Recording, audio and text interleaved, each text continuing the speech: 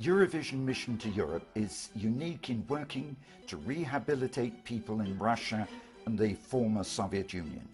After 2 generations of atheism and communism, which caused the death of more than 100 million people through war and political ideology, the freedom which came in 1989 to 91 created a dangerous moral and spiritual vacuum which sucked in the worst of Western culture. Drugs, violent crime, pornography and the mafia were only part. My interest in Russia began when I led the first overland expedition to Jerusalem in 1961. Traveling through the Iron Curtain, I saw firsthand the tragedy of religious groups and dissidents who were persecuted, imprisoned and killed for their faith or possession of a Bible. In response to their desperate appeals, I began to smuggle Bibles and aid in my buses. After 12 years and 150,000 Bibles, I was arrested and imprisoned in Czechoslovakia in 1972, accused not of smuggling, but of attempting to overthrow the communist governments of Russia and Czechoslovakia.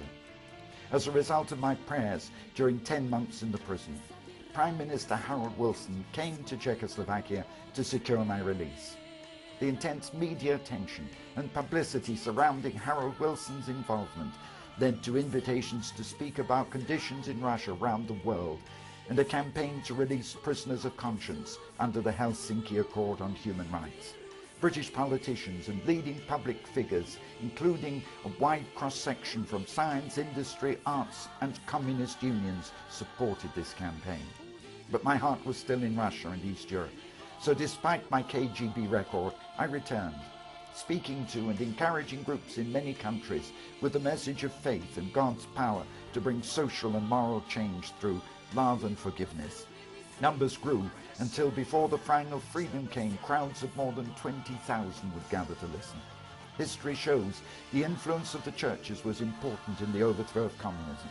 In Poland it was the Catholic Church, in Romania an evangelical pastor who encouraged the people spiritually to bring the downfall of the communist regime. Recently in Ukraine it was the moral and spiritual influence of the churches in Kiev, which supported the amazing scene of peaceful protest, unprecedented in our generation. People sang and prayed in the streets, confronted the riot police and military, not with violence but flowers, which changed the whole political situation. It's critically important that the mass meetings of Eurovision, which began in all these countries before the collapse of the Iron Curtain, continue today. The message of love and forgiveness is so much more powerful than terror in winning the hearts and minds of the people in Europe. We believe that supporting the churches, reaching the people, is the only way to answer the threat of moral, social and spiritual decay in the former Soviet Union. Thousands of ex-prisoners, drug addicts and ordinary people are eloquent testimony to the life-changing message of Christianity in action. Not words, but deeds.